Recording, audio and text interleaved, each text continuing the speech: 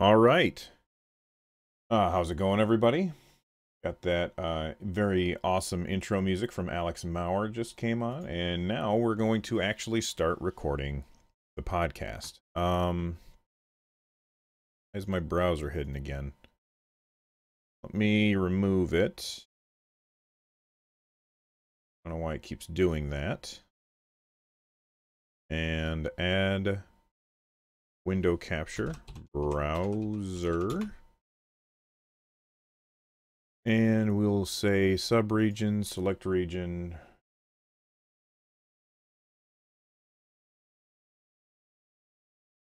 And that seems probably good.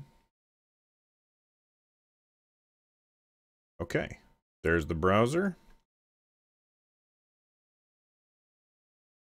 And I'll just move that down. There we go.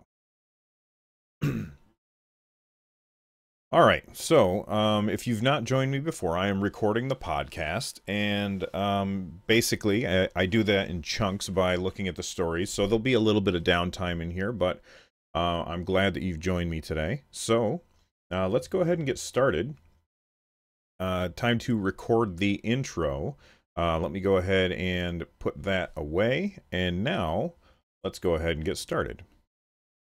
So there's going to be about 15 seconds of silence at the beginning, just because that gives me a way to cancel out any extra noise like my computer fan or air conditioning in the background.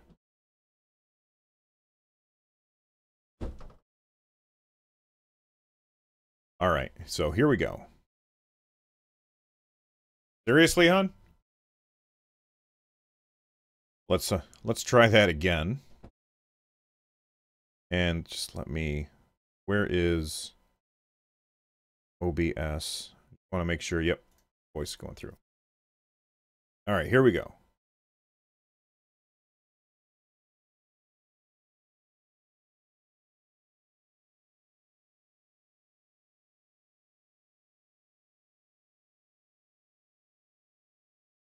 Welcome to Run, Jump, Stomp, a podcast about games because we needed another.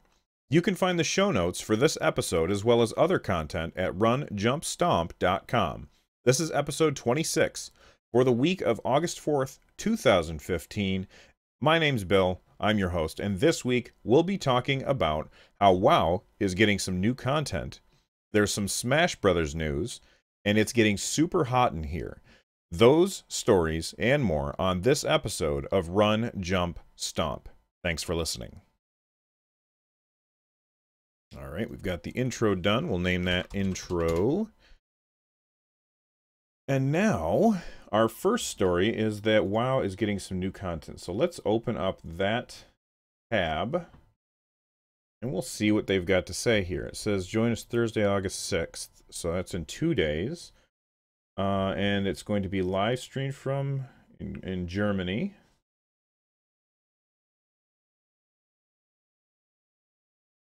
They have a dedicated Gamescom page as well.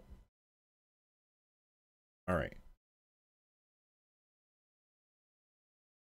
So, go ahead and leave that there, and okay. On August 6th, World of Warcraft. No, let me start that over.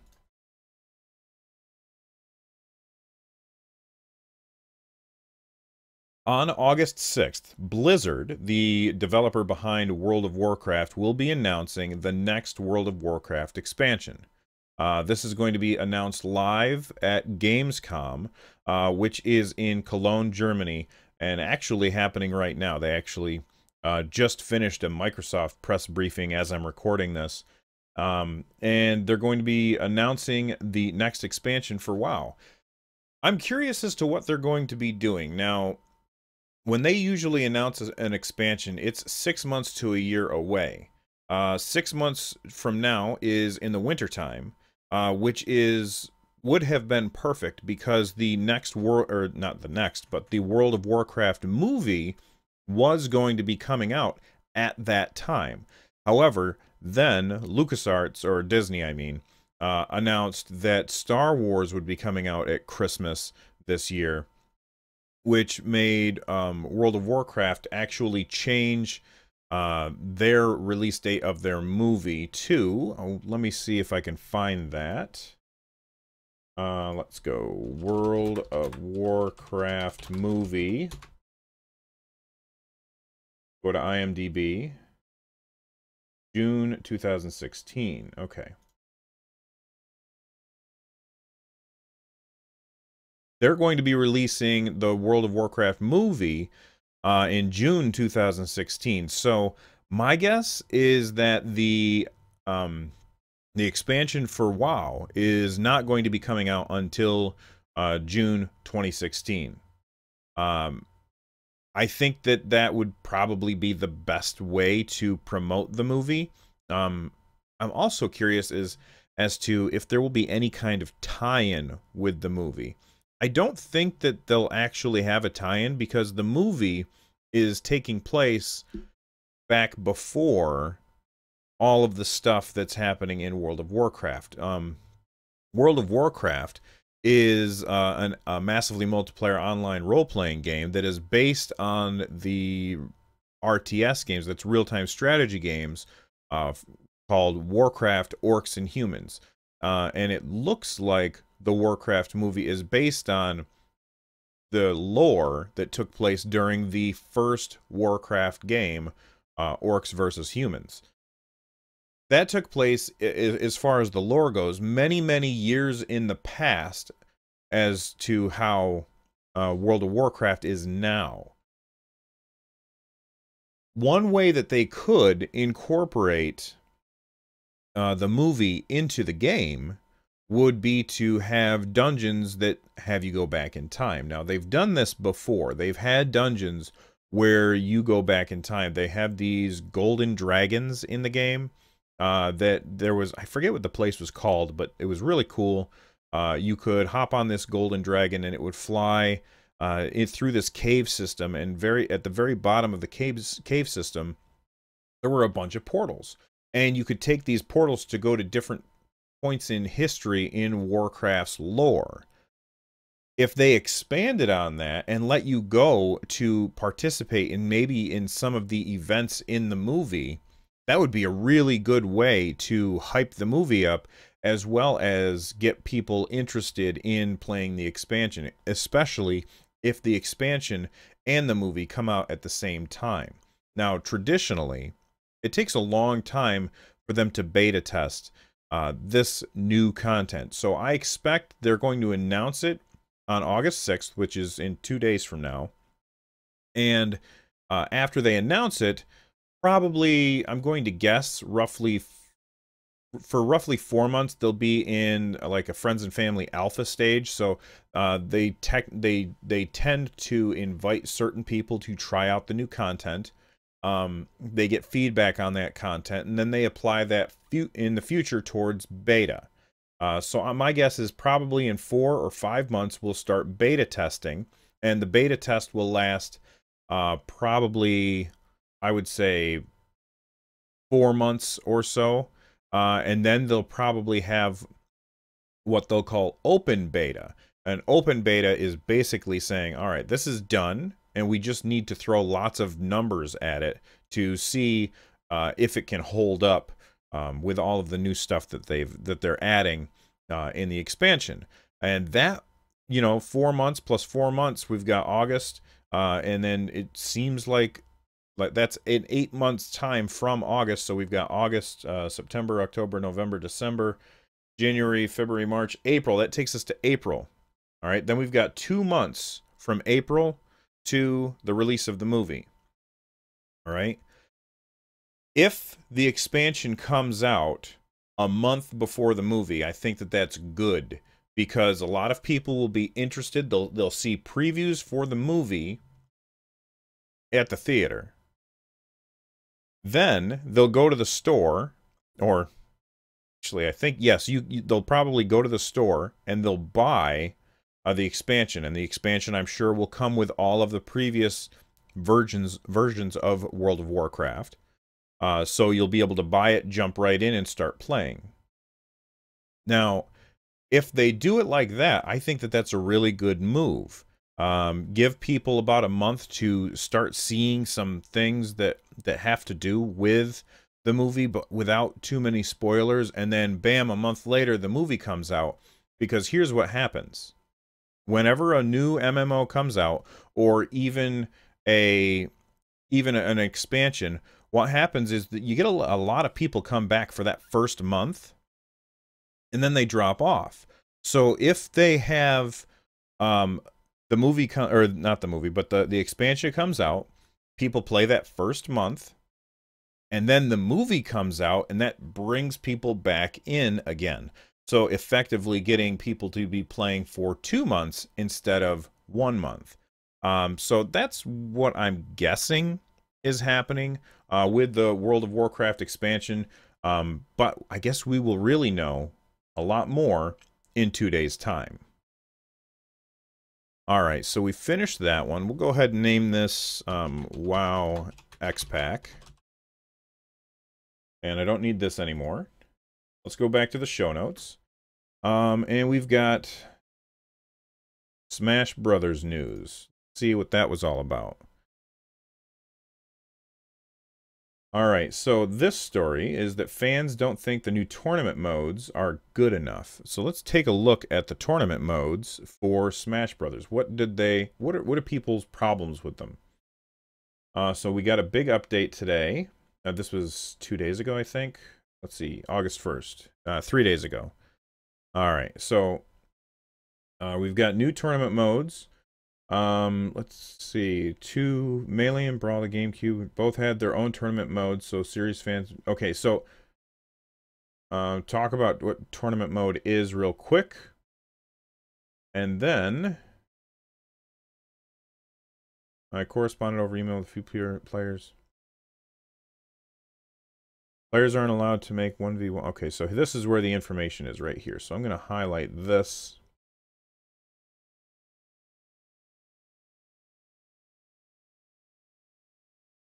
All right. This is the... Let me scroll up. All right, here we go. So that's the information that I'm going to talk about here. So let me click here. Okay. And record. Whoops. Stop. Let me try that again without actually saying it. I need a few seconds at the beginning of silence so I can edit out silence or the background noise.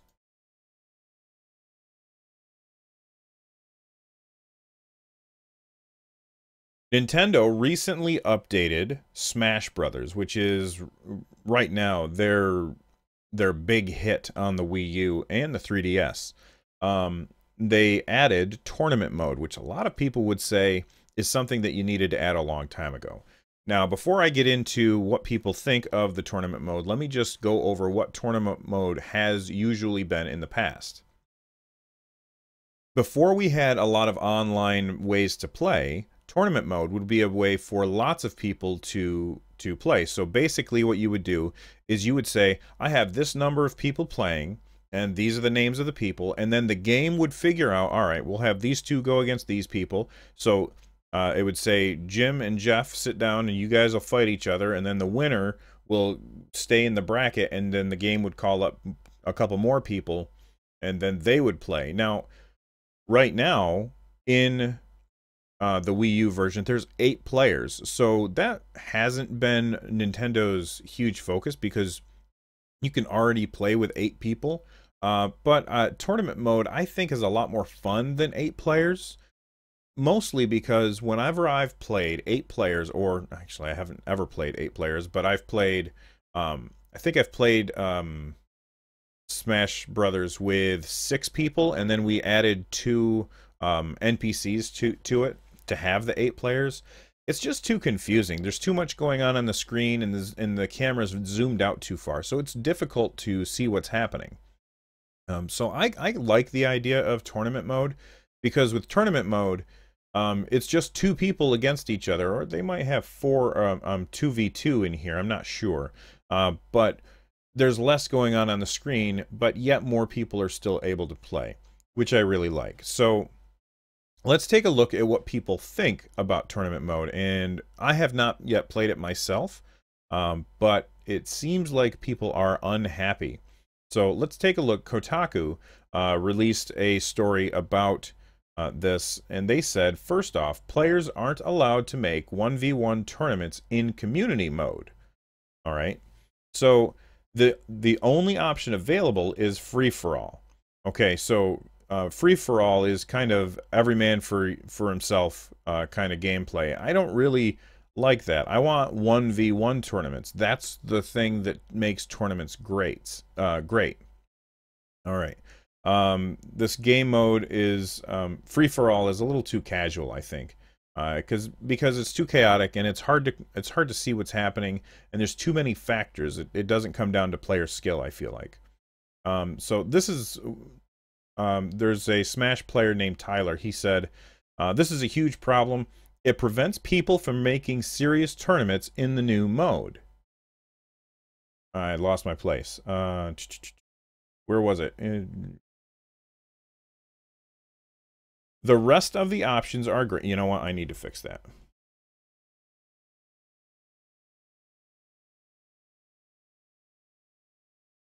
The rest of the options are great, but this one lacking option means that the mode is essentially useless to a very large group of players. In fact, if you take a look at community tournaments listed, many players have named their tourneys 1v1 or similar, unaware that they can't make 1v1 matches. So what he's saying is right now, if you go into the game and you say, I want to do a tournament, and this is online, so we're not talking about having a bunch of people in your house. We're saying you go online, I want to do a tournament. I'm going to name my tournament 1v1 so that everybody knows that I want to do me versus one other person.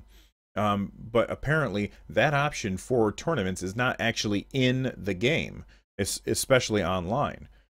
So let's see what else Tyler said. He said, second, to make only free-for-all option worse, bracket tournaments can only be made by Nintendo with no way for anyone else to create one. This is ridiculous. So only Nintendo can make a bracketed tournament for people to play in? That's crazy. Right now, you can do tournaments on Mario Kart, so I can go ahead and make my own. I lost my highlights there. I can go ahead and make my own tournament and then have people come in and compete in it. In Smash Brothers, where I think it would be more beneficial to do a tournament in Smash Brothers rather than in Mario Kart, you can't do that. You have to, only Nintendo can set that up. That's a big mistake. So this causes a huge list of problems. Problem number one, even the competitive 1v1 brackets are 2 stocks, 3 minutes. And what that means is no matter what happens, after 3 minutes, the game times out. So you're done playing. And the winner ends up being whoever has done the most damage instead of who has the lower percent. In Nintendo's own competitive online mode, which is called For Glory, so if you want to play Smash online, there's 2 options. You have For Fun and you have For Glory. Okay?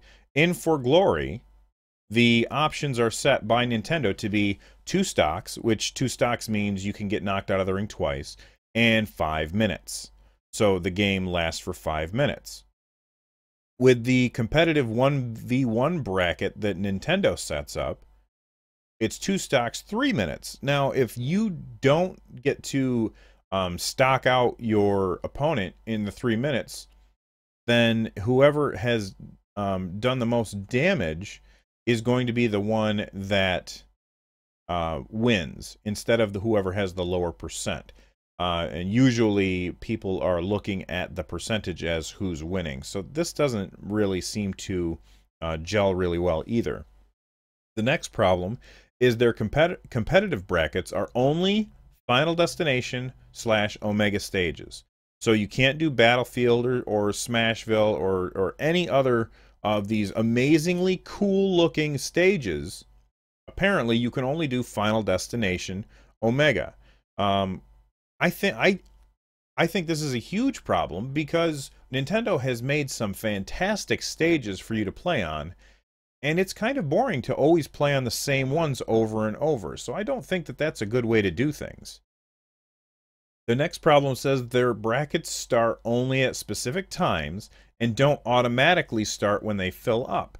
So let's say I want to play. I sit down, I join a tournament, which I wouldn't because I'm terrible at Smash and would get destroyed very, very quickly.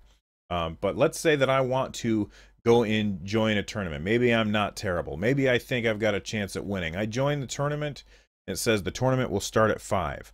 Well, guess what? If everybody's already in there and it's 4:30, then why can't we just start the tournament then? Why does it have to start at a specific time? That seems a little ridiculous. So you could sit there and wait for upwards of an hour to play in a single tournament. And I haven't tried it yet, but my guess is if you leave to go do something else, then you lose your spot. So you're sitting there for an hour and you can't play at all. That's ridiculous. If you're going to have people wait around, then at least allow them to just do like free-for-all nonsense while they're waiting. You know, to practice or to have fun. Waiting around is never fun in a game. All right, the last thing, or another part that they said, there are numerous reports that if a player disconnects midway through the match in the tournament mode, it counts as a loss for both players. So that means that I get into a tournament, I wait my hour for it to finally start, I start playing, I'm winning against somebody, which would never happen. I win against that person, or I'm about to win, and they disconnect, I get kicked out of the tournament too. That seems like a really awful way to run this system, because if you think about it, that's easily trollable. I could go on there and be a real jerk, hop into the tournament mode, then in tournament mode is start playing, and then drop out, and that would kick somebody else out of the tournament. And you know that there are people on the internet that are going to do things like this because the internet is full of trolls. Other things that were added, or one other thing that was added to Smash Brothers this week was also YouTube replay feature. It seems like a great idea, but the feature is restricted to clips of 3 minutes or less. In a tournament mode, matches are either 5, 6, or 8 minutes, depending on which options you choose. You can't show the full match, which seems like a ridiculous restriction. So again, it's just another example of Nintendo being out of touch with online functionality or broadcasting things on the internet like Twitch and YouTube. Nintendo's very out of touch with this, and it seems like they're just letting this slip past them, just like they did when Xbox Live and PS2 were doing their online functionality, and the GameCube was like, nope, people don't want online functionality. This is the same thing happening all over again. The Xbox One, the PS4, and of course the PC can stream things to Twitch or YouTube, and Nintendo's saying, no, people don't want to do that. Guess what? People do want to do that. So add these things to your console, or your console is going to be forgotten. All right, that one was, that was actually kind of long. All right, we'll call that Smash. And before I go on, I need to eliminate something real quick. Let me zoom out. All right, so there was an error. There was a part in here where I made a mistake. Let me just check it. I lost my place. Where was it? Tournaments in the new mode. The rest of the options are... All right, so I can just highlight this. And I'll delete that, and then I'll start here and play and see if it sounds good. Serious tournaments in the new mode.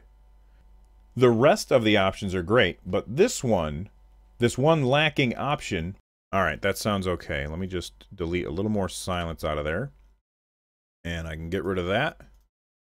Go to the end. Control 2. Go to the end. All right, so we've got the Smash Brothers story gone. All right, super hot. Let me get a drink.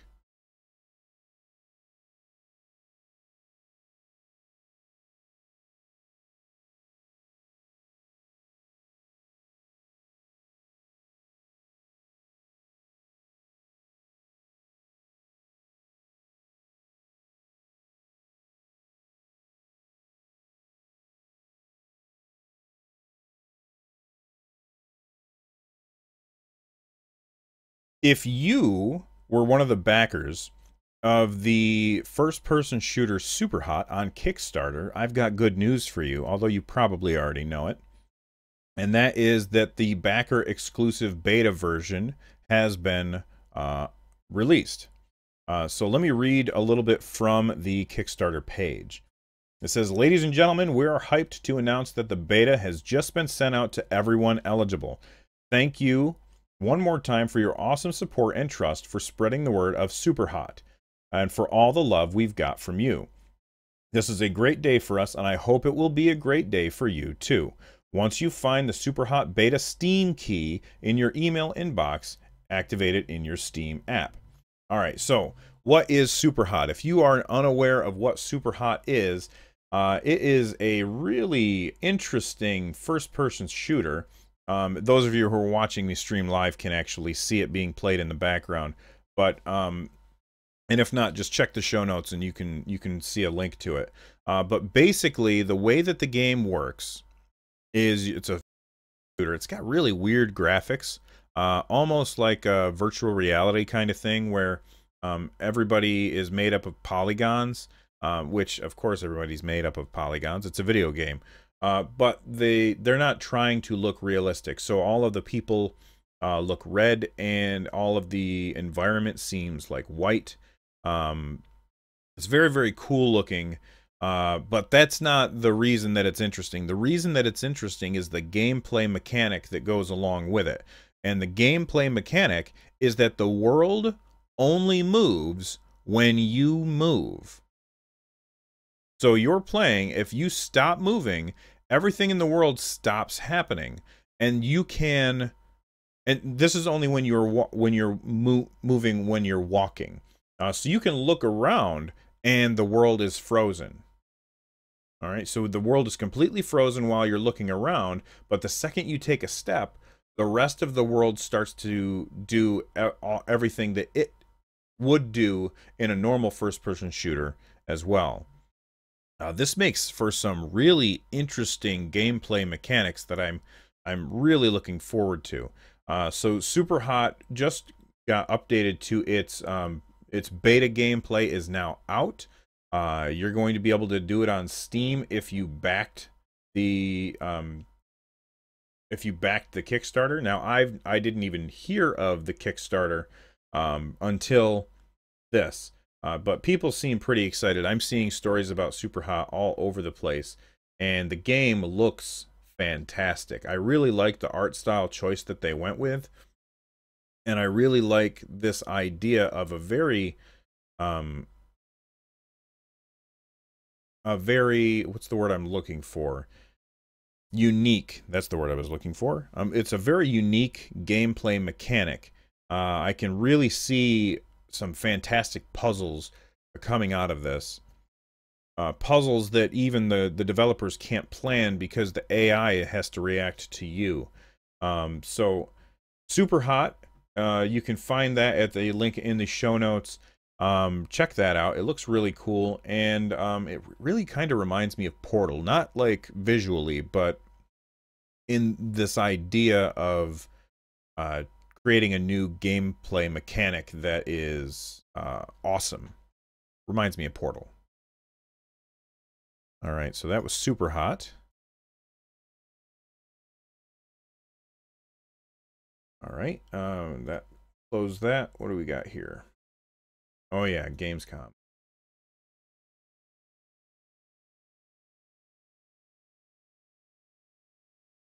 Okay, so the next thing that we're going to look at is the Gamescom announcements. Now, Microsoft announced some stuff today. I want to talk a little bit about that, and then I'll talk about what's going on with the rest of the week.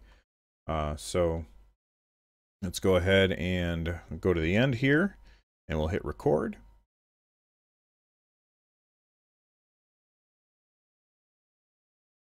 This week in Cologne, Germany is Gamescom, which is a gaming convention that happens over in Europe every year. There is lots of stuff going on this week with Gamescom. Some has already happened, and the rest will happen later this week. So let's start with Microsoft's press conference, which ended about an hour ago. They talked about let's look at the biggest announcements from Microsoft from today. Halo Wars 2. If you never played the original one, basically it is set in the Halo universe, but it is a real-time strategy game instead of a first-person shooter. I played a little bit of it. Real-time strategy games aren't really anything that I'm very good at, so I don't really get into them. However, I thought that they had very interesting control schemes, because up until then, it's always been very difficult to pin down a control scheme to work on a controller with a real-time strategy game. So I'm interested to see how Halo Wars 2 adapts what they've learned from the first one. They also announced Quantum Break, which is this cool time traveling game, kind of reminding me a little bit of Superhot, except that it's not that time stops. It almost reminds me of Max Payne, where they have like the bullet time, so you can slow time down and react to things. Except in the reverse, it's that you are moving faster, almost like the Matrix. It seems like. So the graphics looked really good. It seemed interesting. I don't know if it's something that I would pick up. Maybe if it comes out on Windows. Crackdown 3 was also announced. Now, I actually have not played a Crackdown game, but many people say that the Crackdown games are really, really great games, along the lines of like a Grand Theft Auto, but from the point of view of a superpowered police officer. That sounds fantastic. They announced that Crackdown 3 is actually going to have 100% destructible environments, so you can blow up anything in the world. That sounds really cool. This reminds me of a game, I can't remember the name of it, but it was a first-person shooter on the PC a long time ago, and I used to play it online quite a bit. You could use a rocket launcher and blow up the environment. So basically what people would do is they would use the rocket launcher to blow up the environment and tunnel through, finding nice hiding spots, and then they could snipe through there. I think it was, I want to say Red Faction, like the original Red Faction, but I'm not positive, because Red Faction Guerrilla kind of reset the series and made it a new style of game. But I think it was the original Red Faction had destructible environments, and it was really cool. So the idea that Crackdown 3 has destructible environments, 100% destructible environments, seems very interesting to me. Scalebound showed its first gameplay, and it also has 4-player co-op. The game looked really good, but the voice acting of the guy doing the main character kind of grated on me, and I don't think that that's something I would ever get. Again, I don't have an Xbox One, so a lot of this stuff does not pertain to me. However, Microsoft has really been working their way towards having Xbox One and Windows 10 kind of merge almost, so that you can I wonder if you'll be able to play a lot of these games on a Windows machine. I did install Windows 10, by the way. It's working perfectly fine, except for Microsoft Edge won't do anything when I start it. But that's okay. I use Chrome anyway. They also debuted Dark Souls 3. I think this is the thing that got the biggest cheer. I've not played any of the Dark Souls games. I hear that they're fantastic, but with having a little kid in the house, it's often difficult for me to play games like that, especially on the main TV. So again, I haven't played Dark Souls, but if the first two's if the reception that the first two received is any indicator of the quality of a game that we'll get from Dark Souls 3, then I think it's something to be excited about. Other news from Gamescom, on Wednesday, August 5th, it looks like EA will be doing their conference. That's going to be at 4 a.m. Eastern, so that's where I am. So 4 a.m. I probably won't be watching that. They're probably going to be talking about FIFA 16, Star Wars Battlefront, Need for Speed, Dragon Age, and Mirror's Edge. So that's probably what they will be talking about. Call of Duty has a conference. That's going to be at 1 p.m. on August 5th. I don't play Call of Duty, so I don't really care about that very much. However, it looks like they've got a lot of announcements for Call of Duty. So it's going to be, they're going to be talking about the Call of Duty Black Ops 3 multiplayer beta begins this month. PlayStation is the new home of Call of Duty. Basically, I've talked about this before, but Sony was able to sew up timed exclusivity for new content for Call of Duty. It looks like they'll probably be talking about that a little bit more. Blizzard, I already talked about that, and that's pretty much the big stuff that's coming from Gamescom 2015.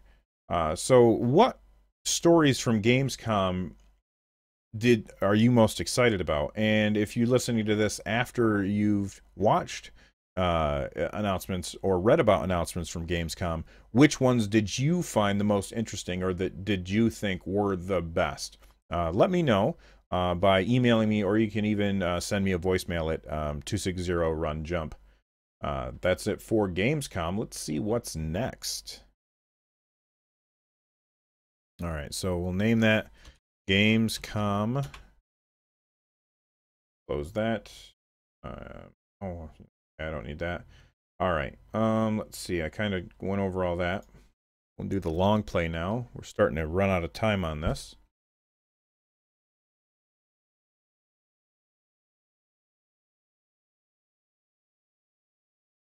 This week on the long play, I want to talk about a fantastic mod pack for Minecraft called Feed the Beast Horizons Daybreaker. Now, first off, that's a terrible name for a mod pack. It's too much to remember, so I just refer to it as Daybreaker mod. Basically, first off, it has realistic generation of the world, so the hills look like hills, and the rivers look like rivers, and the rivers even flow over the surface, which is really cool and very interesting and fun to play in. Basically, the idea behind the pack is that there's all these mods that not a lot of people use. And so the Daybreaker team put a lot of these mods into the game, or into the mod pack, to try and highlight these mods that aren't used very much. And it is a lot of fun. I just finished playing Sky Factory, although I'm not done playing Sky Factory, I'm just taking a break from it. But I played a lot of Sky Factory 2 and got really heavy into the tech part of that game. I had a lot of fun with it. And it's really interesting to play a different mod pack that is focused on completely different mods that, like, when I first read about it, I was like, wait a second, there's no Tinkers? There's no AE2? This is going to be terrible. But sure enough, they have equivalents in the game, and they're really, really fun to play with. If you are interested at all, you should check out my YouTube channel. That's where I've been streaming me playing Daybreaker. So you can find gameplay from that online, and you can even join me live when I'm streaming on that. If you follow me on Twitter, it'll send out a notification that says Run Jump Stomp is streaming on Twitter on YouTube right now, and you can click that and you can talk to me while I'm playing it. So that's the long play for today, is Minecraft mod Feed the Beast Horizons Daybreaker. Fantastic mod pack. If you've got Minecraft, definitely check it out.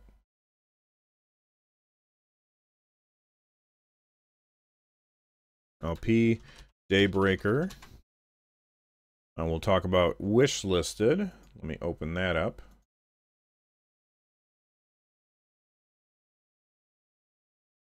Good, that's muted. All right.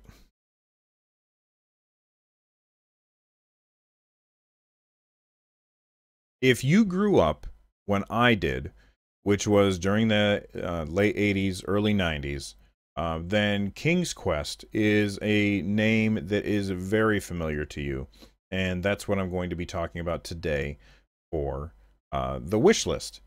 On the wish list today, we're going to be adding King's Quest. King's Quest is, they've made it an episodic game, kind of like The Walking Dead and the Back to the Future games. So it's episodic, and you can buy the game in chunks, or you can buy the whole thing. Now, to buy Chapter 1, it's $9.99 or $10. And then if you want to get the complete collection, it's $39.99. Now, they say that King's Quest is a collection of 5 different chapter releases. So, each chapter $10, complete collection for $40. If you buy the whole collection, you're getting one of them for free. That's definitely the better option if it's a good game. It's getting very, very positive reviews on Steam, so that's awesome. Let's take a look and see what they say about the game. King's Quest is a collection of 5 different chapter releases, each focusing on an untold tale in Graham's past.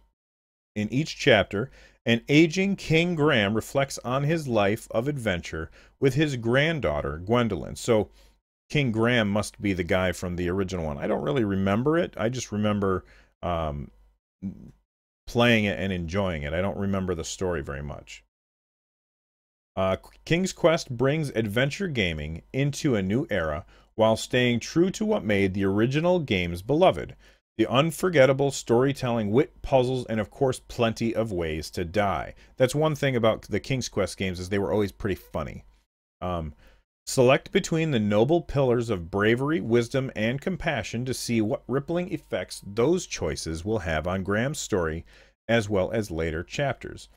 Puzzles will offer multiple solutions, encouraging players to experiment with their inventory and environment. Befriend the most unexpected and peculiar of companions throughout Daventry. Alright, so the way that these games usually worked, it was a point-and-click adventure, although actually when I was playing the original one, it wasn't a point-and-click adventure because it was all on the keyboard. So you would type in, you would walk with the arrow keys, and you would use items by typing in use this or look or that kind of thing. And you would combine items in your inventory to make new items, which then could be used with an item in the environment to get past a puzzle.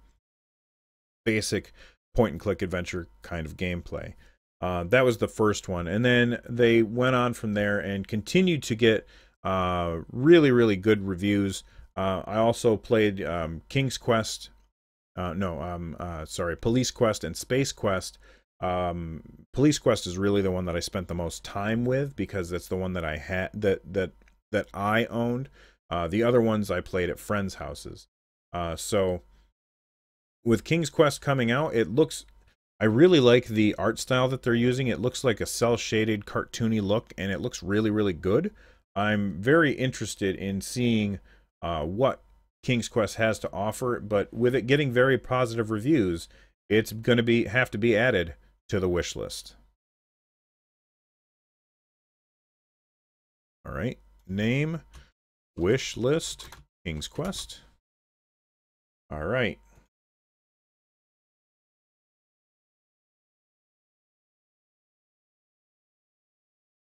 Well, that is it for the show this week. If you want to support the show, the best way that you can do is to go to iTunes and give us a review over there.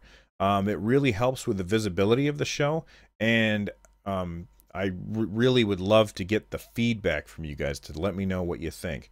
If you want to be part of the show, you can email me at runjumpstomp@gmail.com, Or you can call the phone number. That's 260-RUN-JUMP. That's 260-786-5867. You can also find me on Twitter, Twitch, and YouTube at Run Jump Stomp. As always, thanks for listening, but stick around. This week, we've got a little treat for you. A song called Nin Nin Hall by Alex Maurer. It's off his Eat People album, and you can find the link to his music in the show notes. It's a fantastic song, and as always, Alex Maurer is a fantastic chiptunes artist. Thanks again for listening, and I will see you next week. And those of you that watched the stream, I really appreciate it. Thank you so much. I'm going to head out now, but I will leave you with the song that I was just talking about. If I could just find it. It's called Nin Nin Hall by Alex Maurer off the Eat People album. Thanks again for listening, and have an awesome, awesome day.